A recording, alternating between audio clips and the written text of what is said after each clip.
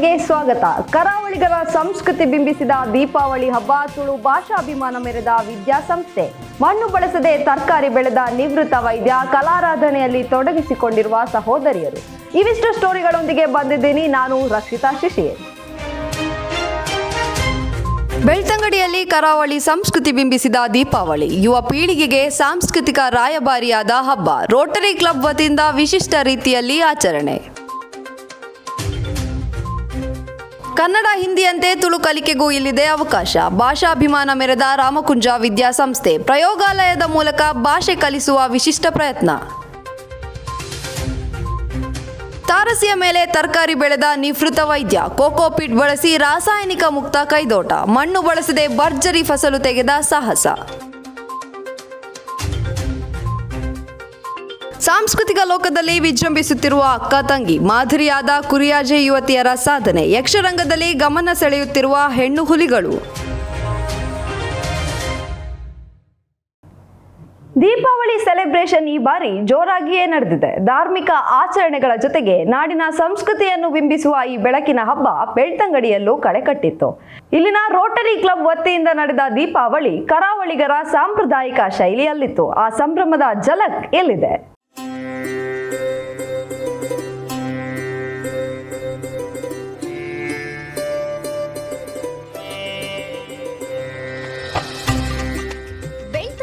Rotary ಸಂಸ್ಥೆಯಲ್ಲಿ ಕರಾವಳಿ ಸಂಸ್ಕೃತಿಯನ್ನ ಬಿಂಬಿಸುವಂತೆ ವಿಶಿಷ್ಟ ರೀತಿಯಲ್ಲಿ ದೀಪಾವಳಿ ಹಬ್ಬ ಆಚರಿಸಲಾಯಿತು. ಕರಾವಳಿಗರ ಸಾಂಪ್ರದಾಯಿಕ ಆಚರಣಾ ಪದ್ಧತಿಗಳನ್ನ ಯುವ ಜನರಿಗೆ ತಿಳಿಸುವ ನಿಟ್ಟಿನಲ್ಲಿ ಹಬ್ಬದ ಆಚರಣೆ ನಡೆಯಿತು. ರೈತರು ಬೆಳೆದ ದವಸ ಧಾನ್ಯಗಳನ್ನ ಪೂಜಿಸಿ ಉತ್ತಮ ಕೃಷಿಯಾಗಲಿ ಎಂದು ದೇವರಲ್ಲಿ ಪ್ರಾರ್ಥಿಸುವ ಮೂಲಕ ಆಚರಣೆಗೆ ಚಾಲನೆ ನೀಡಲಾಯಿತು.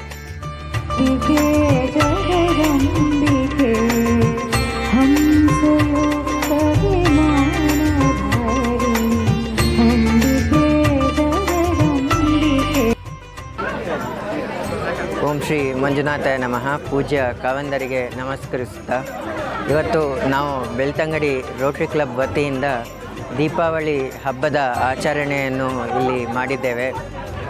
ವಿಭಿನ್ನ ರೀತಿಯಲ್ಲಿ ಇವತ್ತು ಈ ಆಚರಣೆಯ ಆಯೋಜನೆಯನ್ನು ಮಾಡಿದ್ವಿ. ಇದರಲ್ಲಿ ಬಲೀಂದ್ರನನ್ನು ಕರೆಯುವುದು ಹೇಗೆ, ನಂತರ ನೊಗನಾಯರು ಕೃಷಿಗೆ ಸಂಬಂಧಪಟ್ಟಂತಹ ವಸ್ತುಗಳೇನಿದೆ ಅದರ ಪೂಜೆ ಮಾಡುವಂಥದ್ದು, ನಂತರ ಆಯುಧ ಪೂಜೆ, ಕಾರುಗಳ ಪೂಜೆ, ಗೋಪೂಜೆ, ಅದೇ ರೀತಿ ಪಟಾಕಿ, ಈ ಎಲ್ಲ ಪೂಜೆಗಳನ್ನು ಯಾವ ರೀತಿ ಮಾಡ್ತಾರೆ, ಹೇಗೆ ಮಾಡ್ತಾರೆ ಅಂತ ಹೇಳುವ ವಿಧಾನವನ್ನು ತೋರಿಸಿಕೊಡಬೇಕು ಅಂತ ಹೇಳುವ ಆಲೋಚನೆಯಲ್ಲಿ ಈಗಿನ ಕಾಲದ ಮಕ್ಕಳಿಗೆ ಈ ಎಲ್ಲ ಕ್ರಮಗಳ ಬಗ್ಗೆ ಅಷ್ಟು ಜ್ಞಾನ ಇರುವುದಿಲ್ಲ. ಹಾಗಾಗಿ ಅವರಿಗೆ ಗೊತ್ತಾಗಬೇಕು, ಅವರಿಗೆ ಹೇಗೆ ಮಾಡ್ತಾರೆ ಅಂತ ತೋರಿಸಬೇಕು ಅಂತ ಹೇಳುವ ಉದ್ದೇಶದಿಂದ ಈ ಆಯೋಜನೆಯನ್ನು ಮಾಡಿದ್ವಿ. ದೀಪಾವಳಿ ಹಿನ್ನೆಲೆಯಲ್ಲಿ ಗೋಪೂಜೆ, ಲಕ್ಷ್ಮೀ ಪೂಜೆ, ಆಯುಧ ಪೂಜೆಗಳು ಜರುಗಿದವು. ಗೋಮಾತೆಯನ್ನ ಶೃಂಗರಿಸಿ ತಿಂಡಿ ತಿನಿಸುಗಳನ್ನಿತ್ತು ಪೂಜಿಸಲಾಯಿತು. ರೈತರು ವರ್ಷವಿಡೀ ಕೃಷಿ ಕೆಲಸಕ್ಕೆ ಬಳಸುವ ಕೃಷಿ ಪರಿಕರಗಳನ್ನ ಸ್ವಚ್ಛಗೊಳಿಸಿ ಬಣ್ಣಗಳಿಂದ ಅಲಂಕರಿಸಿ ಪೂಜೆ ಸಲ್ಲಿಸಲಾಯಿತು.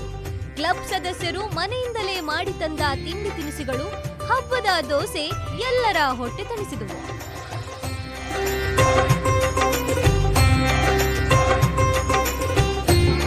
ದೀಪಾವಳಿ ಹಬ್ಬವನ್ನು ನಮ್ಮ ಬೆಳ್ತಂಗಡಿ ರೋಟರಿ ಕ್ಲಬ್ನ ಸದಸ್ಯರೊಂದಿಗೆ ಒಂದು ರೋಟರಿ ಕುಟುಂಬದ ಹಬ್ಬವಾಗಿ ಆಚರಿಸಿದ್ದೇವೆ. ಇಲ್ಲಿ ಎಲ್ಲರೂ ಒಟ್ಟಿಗೆ ಸೇರಿ ತುಳುನಾಡಿನ ವಿವಿಧ ಕಾರ್ಯಕ್ರಮಗಳನ್ನು ಇಲ್ಲಿ ವೀಕ್ಷಿಸಿದ್ದೇವೆ. ಅದು ನಯನಗ ಪೂಜೆ ಇರಲಿ ಅಥವಾ ಬಲೀಂದ್ರ ಪೂಜೆ ಇರಲಿ ಅಥವಾ ಲಕ್ಷ್ಮೀ ಪೂಜೆ ಇರಲಿ, ಅದಲ್ಲದೆ ಎಲ್ಲ ಸಿಹಿ ತಿಂಡಿಗಳನ್ನು ನಮ್ಮ ಕುಟುಂಬ ನಮ್ಮ ರೋಟರಿ ಸದಸ್ಯರೇ ಮಾಡಿ ತಂದಿದ್ದು ಹಂಚಿರುತ್ತಾರೆ. ಸೊ ಒಂದು ಹಬ್ಬದ ನಿಜವಾದ ಅರ್ಥದ ಇಲ್ಲಿ ಒಂದು ವೀಕ್ಷಣೆಗೂ ಸಿಕ್ಕಿದೆ, ಅನುಭವಕ್ಕೂ ಸಿಕ್ಕಿದೆ ಅಂತ ಹೇಳ್ತಾ ಇಂದಿನ ಕಾರ್ಯಕ್ರಮ ಒಂದು ಅತಿ ಸುಂದರವಾದ ಕಾರ್ಯಕ್ರಮವಾಗಿ ಮೂಡಿ ಬಂದದ್ದು ಬಹಳ ಸಂತೋಷ ತಂದಿದೆ.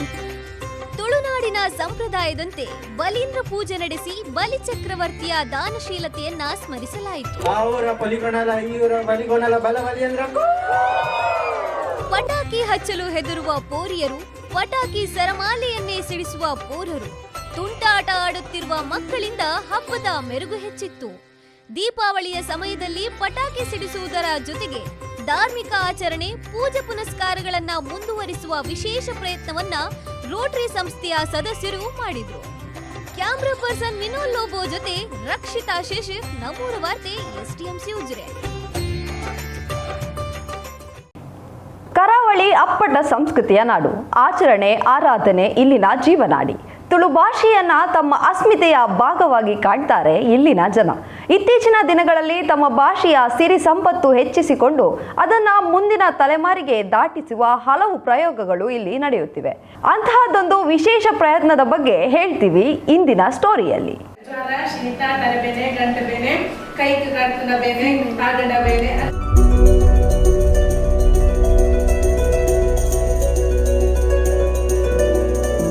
ಇದು ದಕ್ಷಿಣ ಕನ್ನಡ ಜಿಲ್ಲೆಯ ಕಡಬ ತಾಲೂಕಿನಲ್ಲಿರುವ ರಾಮಕುಂಜೇಶ್ವರ ವಸತಿ ಶಾಲೆಯ ತುಳು ಲ್ಯಾಬ್. ಇಲ್ಲಿ ಕಳೆದ 16 ವರ್ಷಗಳಿಂದ ಕರಾವಳಿಯ ಹೆಗ್ಗುರುತಿನ ಭಾಷೆಯಾದ ತುಳುವನ್ನ ವಿಶಿಷ್ಟ ರೀತಿಯಲ್ಲಿ ಕಲಿಸಲಾಗ್ತಿದೆ. ಈ ಜನ ಬಂದೆ ಈ ಲೋಕದ ಒಂದು ಕೊಯ್ಲೆಕ್ಕನೆ ನಮ್ಮ ಪರಿಸರ ಮಾತ ಈ ತುಳು ಭಾಷೆಯನ್ನ ಕಲಿಸುವ ಪ್ರಯತ್ನದ ರೂವಾರಿ ಇಲ್ಲಿನ ಶಿಕ್ಷಕಿಯಾದ ಸರಿತಾ ಜನಾರ್ದನ ಅಲಂಕಾರ್ ರವರದ್ದು. ಗಣಿತ ಶಿಕ್ಷಕಿಯಾಗಿರುವ ಇವರು ತುಳು ಭಾಷೆಯ ಅಪ್ಪಟ ಅಭಿಮಾನಿ. ಹೀಗಾಗಿ ಅದನ್ನ ಶಾಲೆಯ ಮಕ್ಕಳಿಗೂ ಕಲಿಸುವ ಸಲುವಾಗಿಯೇ ತುಳು ಲ್ಯಾಬ್ ಒಂದನ್ನ ಸ್ಥಾಪಿಸಿದ್ದಾರೆ. ಒಂದು ಪಾಡ್ದನ ಉಂಟು, ಸತ್ತಿಗೆ ದಾತು ಮಲ್ಲೆ ಅರಿವಣ ದಾತು ಊರುಂಟು, ಪಣವ ದಾತು ಪೊರ್ಲು ತಿರ್ತು ತೋಜುಂಟು ನಮ್ಮ ತುಳು ರಾಜ್ಯ ಅಂತ. ಈ ವಾಕ್ಯ ಹಿಡಿತಿಲೆ ಕಣೆ ನಮ್ಮ ತುಳುನಾಡಿನ ಸಂಸ್ಕೃತಿ ಅವು ಅನುಭವಿಸ್ತನಕ್ಕೆ ಮಾತ್ರ ಅವೆಂತ ಪೊರ್ಲು ತಿರ್ಲು ಮಾತ್ರ ಗೊತ್ತಿಪ್ಪಾತಿ. ಈ ಶಿಕ್ಷಣ ಇತ್ತೆ ಏತೆ ದುಂಬರಿತಿಂಡ ನಮ್ಮನ್ನ ಮೂಲ ಸಂಸ್ಕೃತಿ ದಾದ ಉಂಡು, ತುಳುನಾಡಿನ ಸಂಸ್ಕೃತಿ ದಾದ ಉಂಡು. ಅವೇನು ನನ್ನದ ಜೋಕ್ಲಿನ ತರಕ್ಕೆ ಪಗಪ್ಪವಡು ಪಂಡದ ಎಂಕ್ಲ ಈ ಸಂಸ್ಥೆಡು ಕರಿನ ಒಂಜಿ 7 ವರ್ಷದ ಪಿರವು ಎಂಕ್ಲ ಈ ತುಳು ಸಂಗ್ರಹಾಲಯನ ಇದು ಶುರು ಮಾಡ್ತದ. ಸಂಸ್ಕೃತಿ ಪರಿಸರದ ಮೂಲಕ ಭಾಷೆಯನ್ನ ಜೀವಂತವಾಗಿಡುವ ಪ್ರಯತ್ನದ ಭಾಗವಾಗಿ ತುಳು ಸಂಸ್ಕೃತಿಯನ್ನ ಪ್ರತಿನಿಧಿಸುವ ಸುಮಾರು 300ಕ್ಕೂ ಅಧಿಕ ಪರಿಕರಗಳನ್ನ ಈ ಭಾಷಾ ಲ್ಯಾಬ್ನಲ್ಲಿ ಸಂಗ್ರಹಿಸಿಡಲಾಗಿದೆ. ಸುಮಾರು 105 ವರ್ಷಗಳ ಹಿಂದೆ ಈ ರಾಮಕುಂಜದಲ್ಲಿ ಒಂದು ವಿದ್ಯಾಸಂಸ್ಥೆ ಸ್ಥಾಪನೆ ಆಗಿದೆ. ಅದರಲ್ಲಿ ಪೇಜಾರ ವಿಶ್ವೇಶತೀರ್ಥ ಸ್ವಾಮೀಜಿಯವರು ವಿದ್ಯಾಭ್ಯಾಸ ಮಾಡಿದಂಥ ಜಾಗ ಇದು. ಅದರೊಟ್ಟಿಗೆ ಅವರಿಗೆ ತುಳುವಿನಲ್ಲಿ ಭಾರಿ ಪ್ರೀತಿ, ಅವರ ಸ್ವಾಕ್ಷರ ಸಹಿ ತುಳುವಿನಲ್ಲೇ ಹತ್ತಿದ್ರು. ಈ ಎಲ್ಲ ಕಾರಣಗಳಿಂದಾಗಿ ನಮ್ಮಲ್ಲಿ ತುಳು ಭಾಷೆಗೆ ಒಂದು ಮಹತ್ವ ಕೊಡುವ ಅಂತ ಒಂದು ಸಂದರ್ಭ ಉಂಟಾಯಿತು. ಪಾಲ್ತಾಡಿ ರಾಮಕೃಷ್ಣಾಚಾರ್ಯರು ಅಕಾಡೆಮಿ ಅಧ್ಯಕ್ಷರಾದಾಗ ಇನ್ನೂ ಹೆಚ್ಚು ನಮಗೆ ಪ್ರೋತ್ಸಾಹ ಕೊಟ್ಟದ್ರಿಂದಾಗಿ ಇಲ್ಲಿ ತುಳು ಭಾಷೆಯನ್ನು ಕಲಿಸುವ ಪ್ರಯತ್ನ ಮಾಡಿದೆವು. ಈ ತುಳು ಲ್ಯಾಬ್ನಿಂದ ನೆಲದ ಮಹತ್ವ ಹಾಗೂ ಸ್ಥಳೀಯ ವಿಶೇಷತೆಯ ಬಗ್ಗೆ ಅರಿವು ಮೂಡಿಸುವ ಕಾರ್ಯವಾಗ್ತಾ ಇದೆ. ಅಲ್ಲದೆ ಇಲ್ಲಿ ಕರಾವಳಿಯಲ್ಲಿ ಬೆಳೆಯುವ ಗಿಡಮೂಲಿಕೆಗಳ ಬಗ್ಗೆಯೂ ಮಾಹಿತಿ ನೀಡಲಾಗ್ತಿದ್ದು, ಇದರಿಂದ ನಮಗೆ ಹೆಚ್ಚಿನ ಉಪಯೋಗವಾಗ್ತಿದೆ ಅಂತಾರೆ ಇಲ್ಲಿನ ವಿದ್ಯಾರ್ಥಿಗಳು.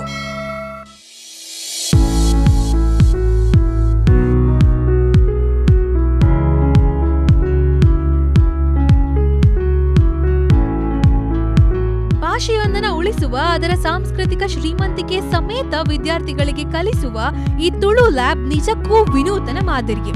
ಹೀಗಾಗಿಯೇ ಇದರ ರೂವಾರಿಯಾಗಿರುವ ಶಿಕ್ಷಕಿ ಸರಿತಾ ಜನಾರ್ದನ ಅಲಂಕಾರ್ ಅವರಿಗೆ ಇತ್ತೀಚೆಗೆ ರಾಜ್ಯ ಮಟ್ಟದ ಅತ್ಯುತ್ತಮ ಶಿಕ್ಷಕಿ ಪ್ರಶಸ್ತಿ ದೊರೆತಿದೆ. ಕ್ಯಾಮರಾ ಪರ್ಸನ್ ಅಚಲ್ ವಿಟ್ಲಾ ಜೊತೆ ಶಶಿಕುಮಾರ್, ನಮ್ಮೂರ ವಾರ್ತೆ, SDMC. ಇದೀಗ ಸಣ್ಣದೊಂದು ಬ್ರೇಕ್ನ ನಂತರ ನಮ್ಮೂರ ವಾರ್ತೆ ಮತ್ತೆ ಮುಂದುವರಿಯುತ್ತದೆ. It's just a college until you step inside.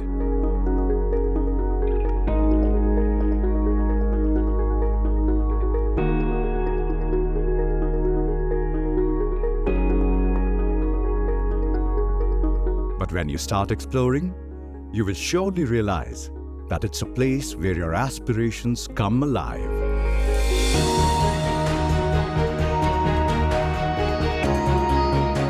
Here, your creativity flourishes in a student-friendly environment.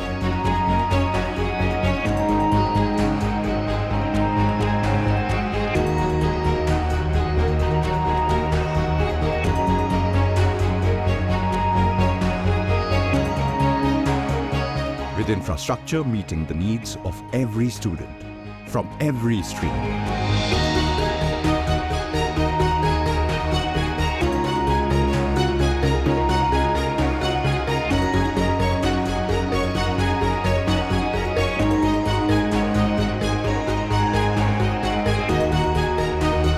Why settle for ordinary when you can embark on an extraordinary journey?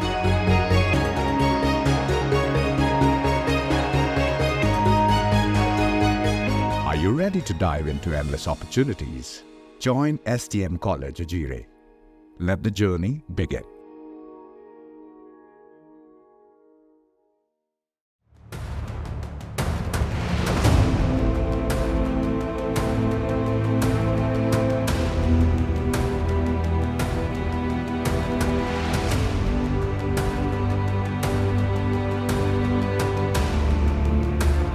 Standing here, I still feel the excitement of stepping into this place where every corner revealed endless opportunities for learning.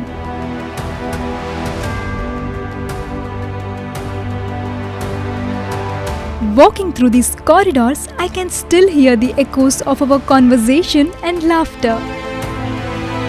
In this learning space, it was all about exchanging ideas, each one reshaping our thought process. During every movie shoot, we captured stories we felt, learning the art of visual storytelling. Hidden in the quiet corner, this lab was a creative space. Hello, can you hear me? Was my first time holding a mic for P2C. The Student Lecture Series platform encouraged students to share their perspectives, meaningful discussions and talks. The canteen, where every cup of tea blended with laughter and gossip. The gym was hub of strength, where we recharged our energy to face the challenges ahead. Broadcasting on community radio, I felt the power of my words connecting many hearts with one voice. The college has brought me this long way, but the memories made here still feels like it was yesterday.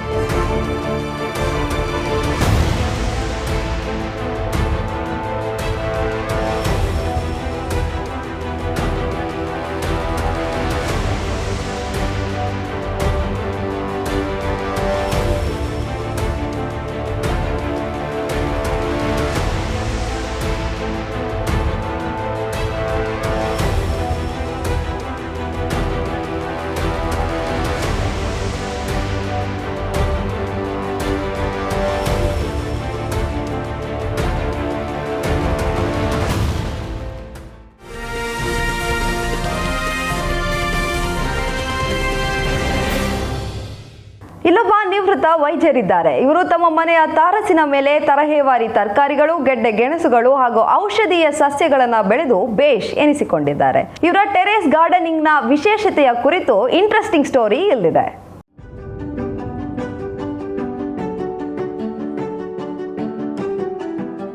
ಇದು ಮಂಗಳೂರು ನಗರದ ಪಂಪ್ವೆಲ್ ಸಮೀಪದಲ್ಲಿರುವ doctor Sundar Bhat ಅವರ ಮನೆ. ಇದರ ಮೇಲಿರುವ terrace ಗಾರ್ಡನ್ನಲ್ಲಿ ಹಸಿರು ಬಳ್ಳಿ, ತರಕಾರಿ ಹಾಗೂ ಔಷಧೀಯ ಸಸ್ಯಗಳು ನಳನಳಿಸುತ್ತಿವೆ.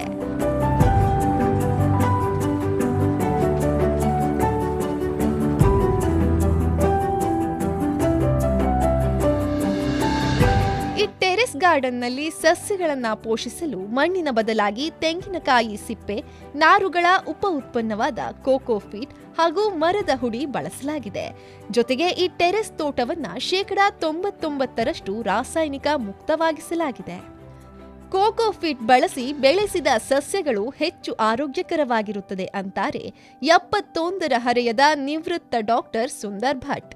ಕೋಕೋಫೀಟ್ನಲ್ಲಿ ಮತ್ತು ಗೊಬ್ಬರ ಹಾಕಿ ಮಾಡಲಿಕ್ಕೆ ಶುರು ಮಾಡಿದೆ. ಒಂದು ರೀತಿಯಲ್ಲಿ ನೋಡಿದರೆ ಈ ಭಾಗದಲ್ಲಿ ಕೋಕೋಫೀಟ್ ಮಾತ್ರ, ಮಣ್ಣು ಉಪಯೋಗಿಸದೆ ಮಾಡೋದು ನಾನು ಮಾತ್ರ.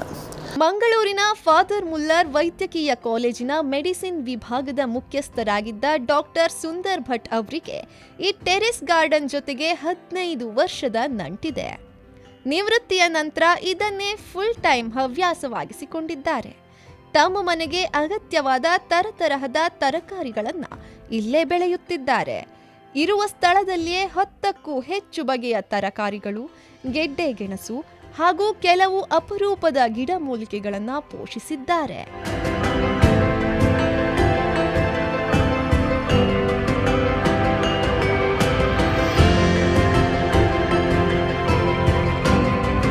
ದಕ್ಷಿಣ ಕನ್ನಡದ ವಿಶೇಷ ತರಕಾರಿಗಳ ಜೊತೆ ಕೆಸುವಿನ ವಿಶಿಷ್ಟ ಸಂಗ್ರಹವೂ ಇಲ್ಲಿದೆ. ಪ್ರಮುಖವಾಗಿ ತುರಿಕೆ ರಹಿತ ಕೆಸವು, 2 ವೆರೈಟಿಯ ಕಪ್ಪು ಕೆಸವು, ಹೆಗ್ಗೆಸವು, ಬೀಣೆ ಕೆಸವು, ಕೆಸವು ಉರುಟುಗಡ್ಡೆ, ಕೆಸವು ಗಡ್ಡೆ ತಳಿ, ಊರಿನ ನಾಟಿ ಕೆಸವು, ಅಲಂಕಾರಿಕ ಕಪ್ಪು ಕೆಸವು ಹಾಗೂ ಮುಂಡಿಯು ಈ ಟೆರೆಸ್ ಗಾರ್ಡನ್ನಲ್ಲಿದೆ.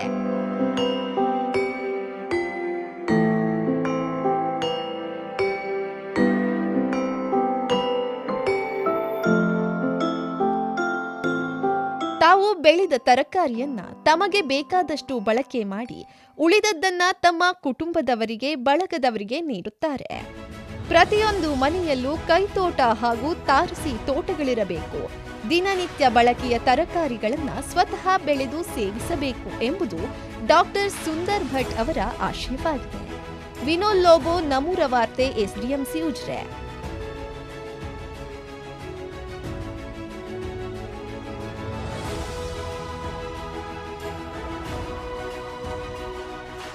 ಯಕ್ಷಗಾನ, ಭಾಗವತಿಕೆ, ಚೆಂಡೆ, ಮದ್ದಳೆ ವಾದನ ಕರಾವಳಿಗರ ಅನನ್ಯ ಕಲಾ ಪ್ರಕಾರಗಳು. ಇವುಗಳನ್ನು ಅಭ್ಯಾಸ ಮಾಡುವವರ ಸಂಖ್ಯೆ ಕಡಿಮೆಯಾಗುತ್ತಿದೆ ಎನ್ನುವ ಅಳಲಿದೆ. ಆದರೆ ಇಂತಹ ಕಾಲಘಟ್ಟದಲ್ಲಿ ಇಬ್ಬರು ಸಹೋದರಿಯರು ಯಕ್ಷಗಾನದ ವಿವಿಧ ಮಜಲುಗಳಲ್ಲಿ ಪರಿಣಿತಿ ಸಾಧಿಸುವಲ್ಲಿ ನಿರತರಾಗಿದ್ದಾರೆ. ಅವರ ಕಲಾರಾಧನೆಯಿಂದ ಯುವಜನತೆಗೆ ಸ್ಫೂರ್ತಿ ನೀಡಿದ್ದಾರೆ.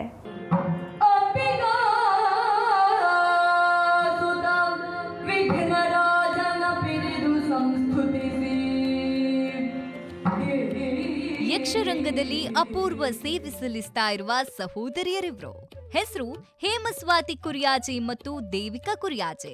ಯಕ್ಷಗಾನ ವೇಷ, ಭಾಗವತಿಕೆ, ತಾಳಮದ್ದಳೆ, ಭರತನಾಟ್ಯ, ಚಿತ್ರಕಲೆ, ಕಲ್ಲುಗಳನ್ನ ಬಳಸಿ ಕಲಾಕೃತಿಯನ್ನ ರಚಿಸುವುದು ಮತ್ತು ಸಂಗೀತ ಕಲೆಗಳನ್ನ ನಿರಂತರವಾಗಿ ಅಭ್ಯಾಸ ಮಾಡಿಕೊಂಡು ಬಂದಿರುವ ಸಹೋದರಿಯರಿವ್ರು.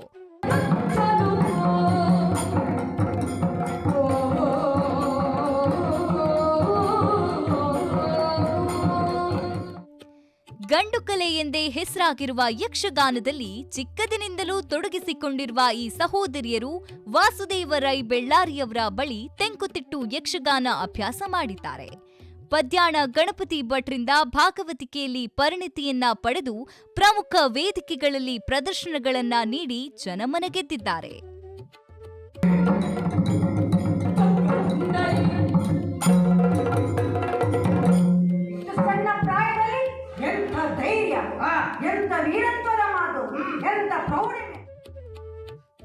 ದಕ್ಷಿಣ ಕನ್ನಡ ಜಿಲ್ಲೆಯ ಸುಳ್ಯ ತಾಲೂಕಿನ ಬೆಳ್ಳಾರಿ ಸಮೀಪದ ಕುರಿಯಾಜೆ ಇವರ ಹುಟ್ಟೂರು.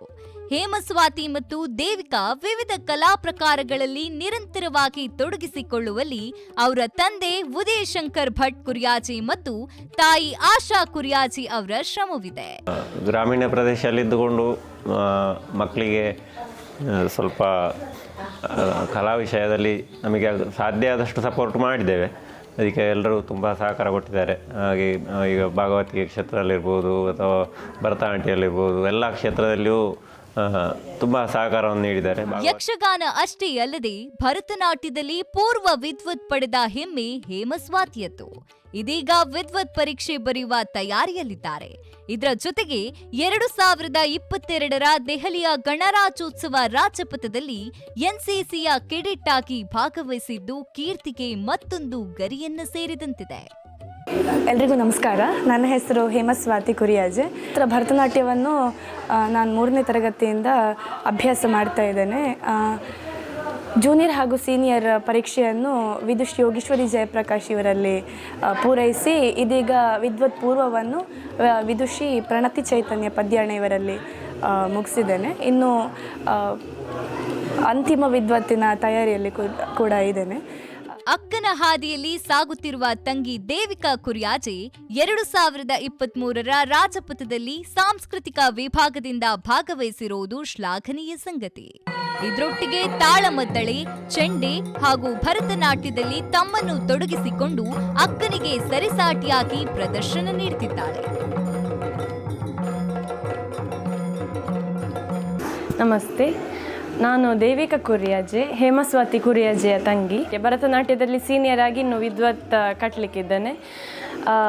ಯಕ್ಷಗಾನ, ವೇಷ, ಚೆಂಡೆ ಇದೆಲ್ಲದಕ್ಕೆ ಪ್ರೋತ್ಸಾಹ, ಬೆನ್ನೆಲುಬು ಅಂತ ಹೇಳ್ಬೋದು. ನನ್ನ ಪೇರೆಂಟ್ಸ್ ನಿಂತಿದ್ದಾರೆ, ತುಂಬ ಸಪೋರ್ಟ್ ಮಾಡ್ತಾರೆ. ಅಕ್ಕನೂ ಹಾಗೆ. ಈಗ ಯಕ್ಷಗಾನದಲ್ಲಿ ಅವಳು ಪದ್ಯಕ್ಕೆ ಕೂತಾಗ ಚೆಂಡೆಗೆ ತುಂಬ ಸಪೋರ್ಟ್ ಮಾಡ್ತಾಳೆ. ಅದು ಹಾಗಲ್ಲ, ಹೀಗೆ ತಪ್ಪನ್ನು ಗುರುತಿಸಿ ತಿದ್ದುತ್ತಾಳೆ. ಯಕ್ಷರಂಗಕ್ಕೆ ವಿಶಿಷ್ಟ ಸೇವೆ ಸಲ್ಲಿಸುತ್ತಿರುವ ಈ 2 ಪ್ರತಿಭೆಗಳು ಮತ್ತಷ್ಟು ಬೆಳೆಯಲಿ ಅನ್ನುವ ಆಶಯದೊಂದಿಗೆ ಕ್ಯಾಮರಾ ಪರ್ಸನ್ ಅಚಲ್ ವಿಟ್ಲಾ ಜೊತೆ ಸಂಜನಾ ವಾಲ್ತಾಜೆ, ನಮ್ಮೂರ ವಾರ್ತೆ, STMC Ujire.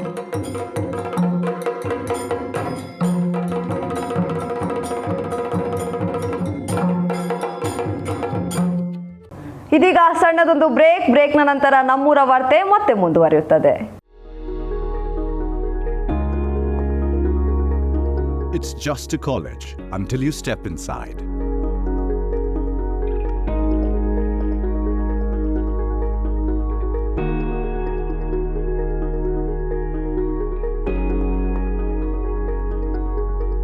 But when you start exploring, you will surely realize that it's a place where your aspirations come alive.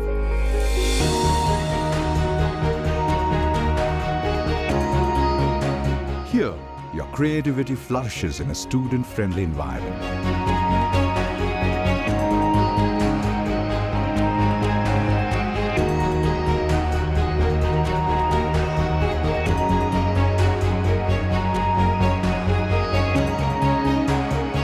With infrastructure meeting the needs of every student from every stream.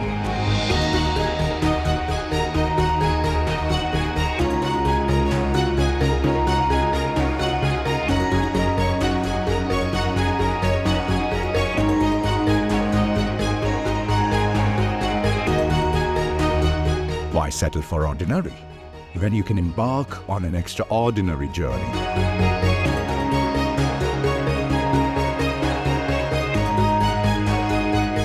Are you ready to dive into endless opportunities? Join STM College Ujire. Let the journey begin.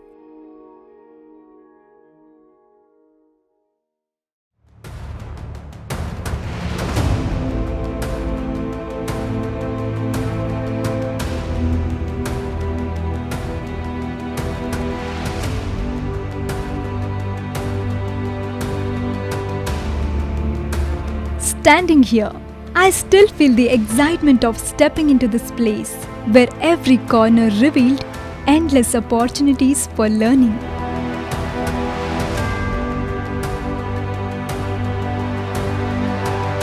Walking through these corridors, I can still hear the echoes of our conversation and laughter. In this learning space, it was all about exchanging ideas, each one reshaping our thought process. During every movie shoot, we captured stories we felt, learning the art of visual storytelling. Hidden in the quiet corner, this lab was a creative space. Hello, can you hear me? Was my first time holding a mic for P2C. The Student Lecture Series platform encouraged students to share their perspectives, meaningful discussions and talks. The canteen, where every cup of tea blended with laughter and gossip. The gym was hub of strength, where we recharged our energy to face the challenges ahead. Broadcasting on community radio, I felt the power of my words connecting many hearts with one voice. The college has brought me this long way, but the memories made here still feels like it was yesterday.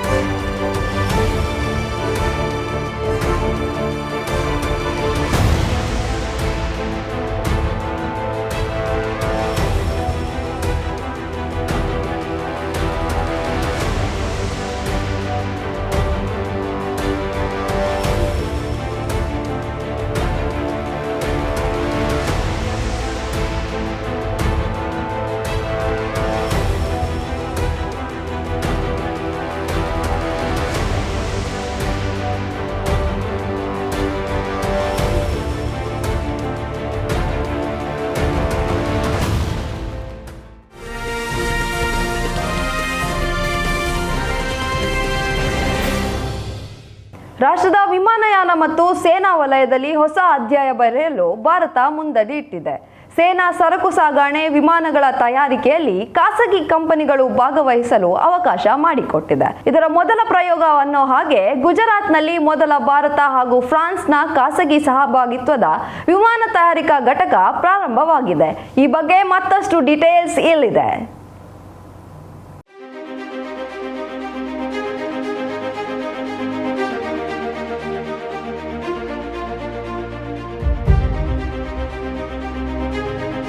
ಭಾರತದ ಸೇನಾ ಸರಕು ಸಾಗಣೆ ವಿಮಾನಗಳ ತಯಾರಿಕೆಯಲ್ಲಿ ಖಾಸಗಿ ಕಂಪನಿಗಳು ಮೊಟ್ಟಮೊದಲ ಬಾರಿಗೆ ಭಾಗಿಯಾಗಿವೆ. ಇದರಿಂದ ಮೇಕ್ ಇನ್ ಇಂಡಿಯಾಗೆ ಉತ್ತೇಜನ ಸಿಗುವುದಲ್ಲದೆ ಭವಿಷ್ಯದಲ್ಲಿ ವಿಮಾನಯಾನ ಕ್ಷೇತ್ರದಲ್ಲಿ ಹಲವು ಸಾಧ್ಯತೆಗಳು ಅನಾವರಣಗೊಳ್ಳಲಿವೆ ಎನ್ನುವುದು ಕೇಂದ್ರ ಸರ್ಕಾರದ ನಂಬಿಕೆ.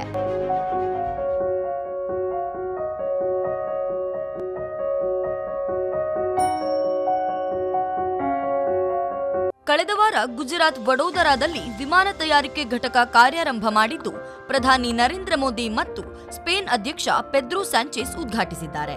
ಪ್ರಯಾಣಿಕ ವಿಮಾನಗಳ ತಯಾರಿಕೆಯ ತನ್ನ ಕನಸು ಈಡೇರಿಸಿಕೊಳ್ಳುವಲ್ಲಿ ಇದು ಆರಂಭಿಕ ಹೆಜ್ಜೆ ಎಂದು ಭಾರತ ಭಾವಿಸಿದೆ.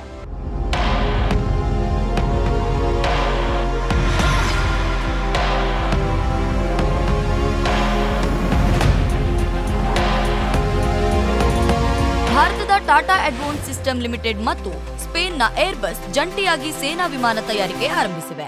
ಸೇನೆಗೆ ಬೇಕಾದ ವಿಮಾನವನ್ನು ಖಾಸಗಿ ಸಂಸ್ಥೆಗಳು ದೇಶೀಯವಾಗಿ ಮೊದಲ ಬಾರಿಗೆ ತಯಾರಿಕೆ ಮಾಡುತ್ತಿವೆ. ಏರ್ಬಸ್ನ ಮಧ್ಯಮ ಗಾತ್ರದ ಸೇನಾ ಸರಕು ಸಾಗಣೆ ವಿಮಾನ C-295 ಇಲ್ಲಿ ತಯಾರಾಗಲಿದೆ.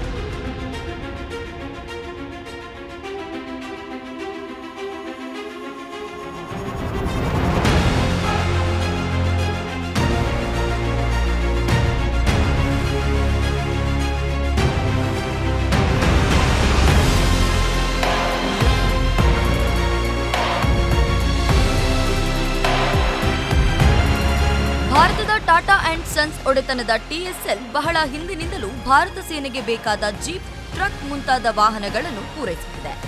ಏರ್ಬಸ್ ಸ್ಪೇನ್ ಮೂಲದ ಕಂಪನಿಯಾಗಿದ್ದು ಯುರೋಪ್ನ 4 ರಾಷ್ಟ್ರಗಳಾದ ಫ್ರಾನ್ಸ್, ಬ್ರಿಟನ್, ಜರ್ಮನಿ ಮತ್ತು ಸ್ಪೇನ್ನಲ್ಲಿ ತನ್ನ ಪ್ರಮುಖ ತಯಾರಿಕಾ ಘಟಕಗಳನ್ನು ಹೊಂದಿದೆ. ಭಾರತವು ಒಟ್ಟು 56 C-295 ಸೇನಾ ವಿಮಾನಗಳಿಗೆ ಬೇಡಿಕೆ ಸಲ್ಲಿಸಿದ್ದು ಅವುಗಳ ಪೈಕಿ 16 ವಿಮಾನಗಳನ್ನು ಸ್ಪೇನ್ ಪೂರೈಸಲಿದೆ. ಉಳಿದ 40 ವಡೋದರಾದಲ್ಲಿ ತಯಾರಾಗಲಿವೆ.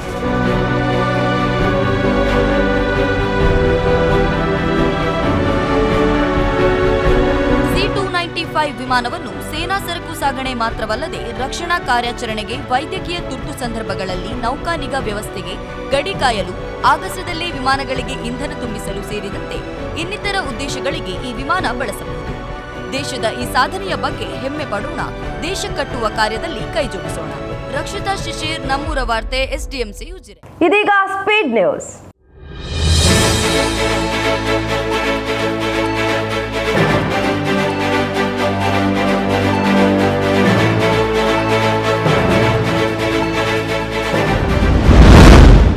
ಉಜಿರೆಯ SDM ಕಾಲೇಜು 2024ನೇ ಸಾಲಿನ ಕರ್ನಾಟಕದ ವರ್ಷದ ಅತ್ಯುತ್ತಮ ಮತ್ತು ವಿಶ್ವಾಸಾರ್ಹ ಪದವಿ ಕಾಲೇಜು ಪ್ರಶಸ್ತಿ ಪಡೆದುಕೊಂಡಿದೆ. ಗುಣಮಟ್ಟದ ಶಿಕ್ಷಣ, ಅತ್ಯುತ್ತಮ ಆಡಳಿತ ಮತ್ತು ಸಾಮಾಜಿಕ ಕೊಡುಗೆ ವಿಭಾಗ ಹಾಗೂ excellence in education standards, adaptability and implementation ವಿಭಾಗದಲ್ಲಿ ಕಾಲೇಜು ಜಂಟಿ ಪ್ರಶಸ್ತಿ ಪಡೆದಿದೆ.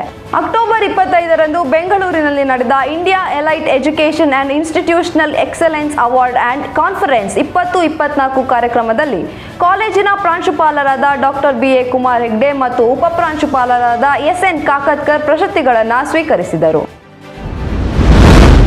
ಉಜಿರೆಯ SDM ಕಾಲೇಜಿನಲ್ಲಿ ಅಕ್ಟೋಬರ್ 26ರಂದು 23-24ನೇ ಸಾಲಿನ ಪದವಿ ಪ್ರದಾನ ಸಮಾರಂಭ ನಡೆಯಿತು. SDM ಶಿಕ್ಷಣ ಸಂಸ್ಥೆಗಳ ಅಧ್ಯಕ್ಷರಾದ ಡಾಕ್ಟರ್ D ವೀರೇಂದ್ರ ಹೆಗ್ಗಡೆ ಕಾರ್ಯಕ್ರಮದ ಅಧ್ಯಕ್ಷತೆ ವಹಿಸಿ ರ್ಯಾಂಕ್ ವಿಜೇತರಿಗೆ ಪದವಿ ಮತ್ತು ಪದಕ ಪ್ರದಾನ ಮಾಡಿದರು. ಮುಖ್ಯ ಅತಿಥಿಯಾಗಿ ಮಂಗಳೂರು ವಿಶ್ವವಿದ್ಯಾನಿಲಯದ ಕುಲಪತಿ ಡಾಕ್ಟರ್ PR ಧರ್ಮ ಮತ್ತು ಕರ್ನಾಟಕ ರಾಜ್ಯ ಉನ್ನತ ಶಿಕ್ಷಣ ಪರಿಷತ್ ಉಪಾಧ್ಯಕ್ಷ ಪ್ರೊಫೆಸರ್ SR ನಿರಂಜನ್ ಭಾಗವಹಿಸಿದರು. SDM ಶಿಕ್ಷಣ ಸಂಸ್ಥೆಗಳ ಆಡಳಿತಕ್ಕೊಳಪಟ್ಟ 3 ಆಯುರ್ವೇದ ಕಾಲೇಜುಗಳು ವಿಶಿಷ್ಟ ಕಾರಣಕ್ಕಾಗಿ ಸುದ್ದಿಯಲ್ಲಿವೆ. ದೇಶದ ಟಾಪ್ 10 ಆಯುರ್ವೇದ ಕಾಲೇಜುಗಳ ಪಟ್ಟಿಯಲ್ಲಿ A ಗ್ರೇಡ್ನೊಂದಿಗೆ ಸ್ಥಾನ ಪಡೆದಿದೆ. 10ರಲ್ಲಿ ಒಟ್ಟು 4 ಸ್ಥಾನಗಳು ಕರ್ನಾಟಕಕ್ಕೆ ಲಭಿಸಿದ್ದು ಆ ಪೈಕಿ 3 ಸ್ಥಾನಗಳು SDM ಎಜುಕೇಷನ್ ಸೊಸೈಟಿಯದ್ದಾಗಿದೆ ಅನ್ನೋದೇ ವಿಶೇಷ. ಉಜಿರೆಯ ಎಸ್ಡಿಎಂ ಪಾಲಿಟೆಕ್ನಿಕ್ ಕಾಲೇಜಿನಲ್ಲಿ ಅಕ್ಟೋಬರ್ 30ರಂದು ಕ್ಯಾಂಪಸ್ ಸೆಲೆಕ್ಷನ್ ಪ್ರಕ್ರಿಯೆ ನಡೆಯಿತು. ಬೆಂಗಳೂರಿನ ಸೆಂಟಮ್ ಎಲೆಕ್ಟ್ರಾನಿಕ್ಸ್ ವತಿಯಿಂದ ಇಂಟರ್ನ್ಶಿಪ್ ಮತ್ತು ಉದ್ಯೋಗಕ್ಕಾಗಿ ಈ ಸೆಲೆಕ್ಷನ್ ಪ್ರಕ್ರಿಯೆ ಹಮ್ಮಿಕೊಳ್ಳಲಾಗಿತ್ತು. ತಾಲೂಕಿನ ವಿವಿಧ ಪಾಲಿಟೆಕ್ನಿಕ್ ಕಾಲೇಜುಗಳ ವಿದ್ಯಾರ್ಥಿಗಳು ಆಯ್ಕೆ ಪ್ರಕ್ರಿಯೆಯಲ್ಲಿ ಭಾಗವಹಿಸಿದರು. ಕಾಲೇಜಿನ ಪ್ರಾಂಶುಪಾಲರಾದ ಸಂತೋಷ್ ಮತ್ತು ಪ್ಲೇಸ್ಮೆಂಟ್ ಅಧಿಕಾರಿ ಅಮರೇಶ್ ಹೆಬ್ಬಾರ್ ಕಾರ್ಯಕ್ರಮ ಸಂಯೋಜಿಸಿದ್ದರು.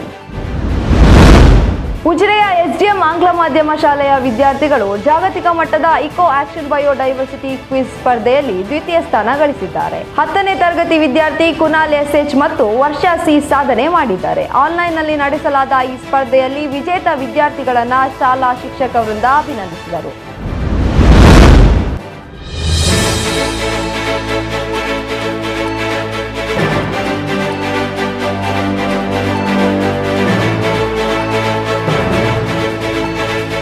ಇವಿಷ್ಟು ಈ ವಾರದ ಪ್ರಮುಖ ಸುದ್ದಿಗಳು. ವಾರದ ಸುದ್ದಿಗಾಗಿ ನೋಡ್ತಾ ಇರಿ ನಮ್ಮೂರ ವಾರ್ತೆ.